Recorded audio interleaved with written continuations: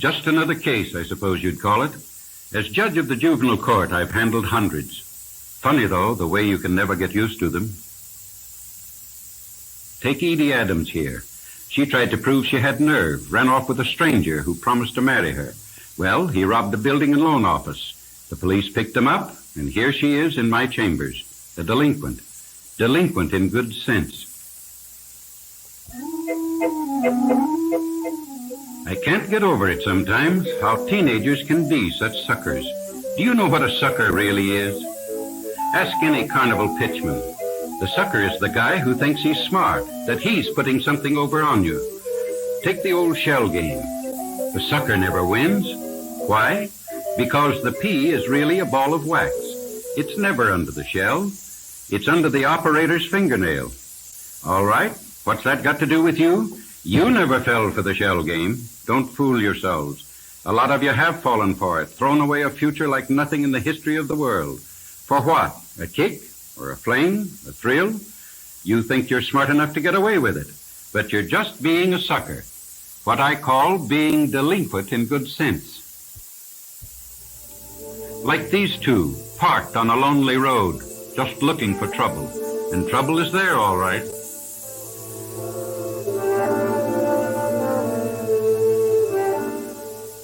If you look hard enough, you can always find it, especially if you're the sharp one, the guy or gal who doesn't have to listen to your parents' good sense or follow the rules, because you're smart enough to beat the game and take care of yourself.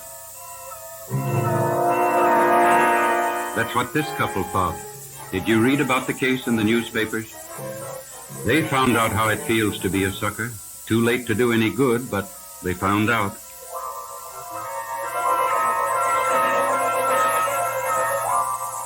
What they didn't know was that men like this make a practice of lurking in lonely lovers' lanes to prey on young people who don't know any better than to be there. Sometimes the victims are lucky. They lose only money or their jewelry, but not this time.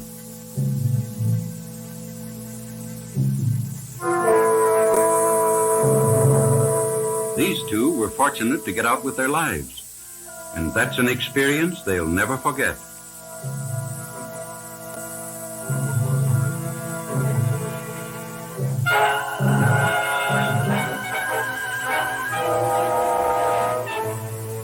Just one case, and there are hundreds more in my files. All normal, average kids who saw their lives ruined in a few hours, or even in minutes. Let's take a look at another one. Mary Hansen. There's nothing wrong with babysitting in itself. It gives parents freedom, it gives you a chance to make some money, and learn how to handle small children. That's true so long as you and your parents know the people. But Mary put an ad in a newspaper for sitting jobs.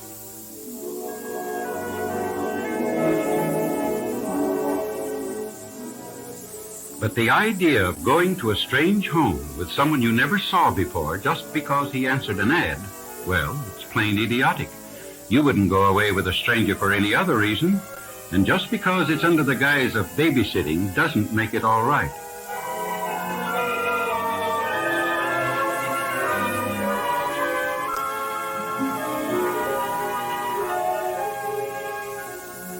But this time, even Mary's mother is fooled. You see, he gave her a phone number where she could reach her daughter anytime.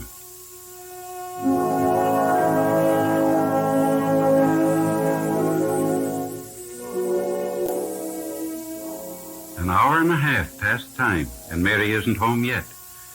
About time to call that number he left you, isn't it, Mrs. Hansen? You think it's silly to worry, don't you? After all, what could happen to Mary on a babysitting job?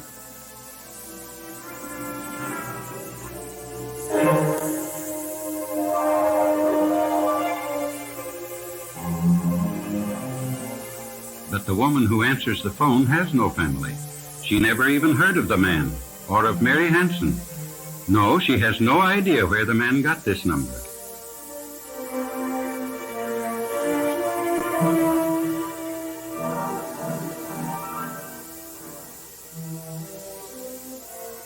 And now, Mrs. Hansen, it is time to worry. But I'm afraid it's too late to do any good after letting your daughter drive away with a stranger. Another headline. This one was just last week. It's in my files. You can read about it. Now, let's take another example. Ethel Ryan's case, one of the nicest girls in her school. Like a lot of juniors and seniors, Ethel and her friend Lynn thought they were too sophisticated for boys of their own age. They wanted somebody more glamorous. And the two in the convertible were just what they had in mind. To me, it would seem that the fact they've never seen either of them before should make a difference. Well, it does to Lynn, for a minute, but Ethel talks her into it. It's daytime, Ethel says, and aren't they grown up and smart enough to handle any situation?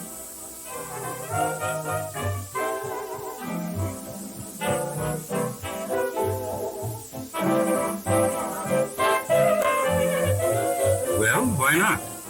Lynn agrees finally.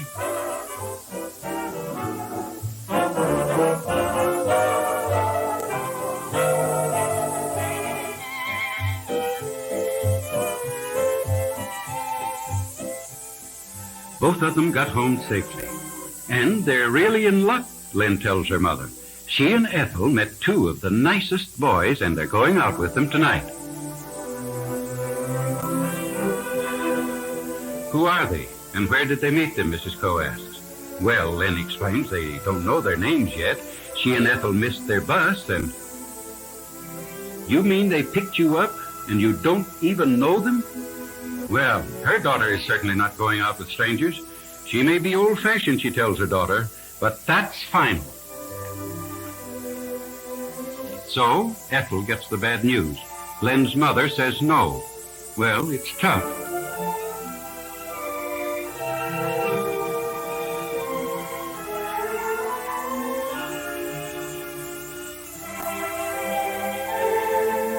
But Ethel certainly isn't going to give up a good time, even if she has to go alone. Lynn wishes she had a mother like Ethel's, one who never forbids her daughter anything. See you later, Ethel says. Maybe. Well, I wish that were all there was to it. One girl out on a date, the other disgusted at staying home. But life is not quite that simple. When one breaks the rules, we pay for it.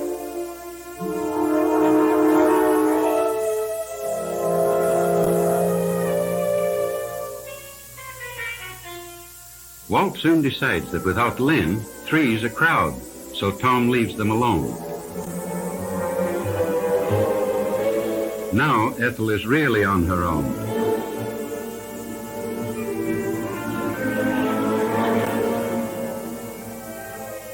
I suppose just about here the horse laughs are starting in the audience. All right, go ahead and laugh. Of course, Ethel isn't laughing. She can almost hear all the warnings she never listened to about being picked up by strangers. And here's something really funny.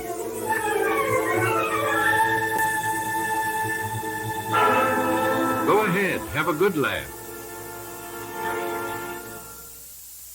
Like Mr. and Mrs. Ryan and Ethel herself. And I can tell you about hundreds of cases. I hope you're beginning to get the idea. Mr. and Mrs. Adams are, and Edie, too. She's going to a detention home for 3 months.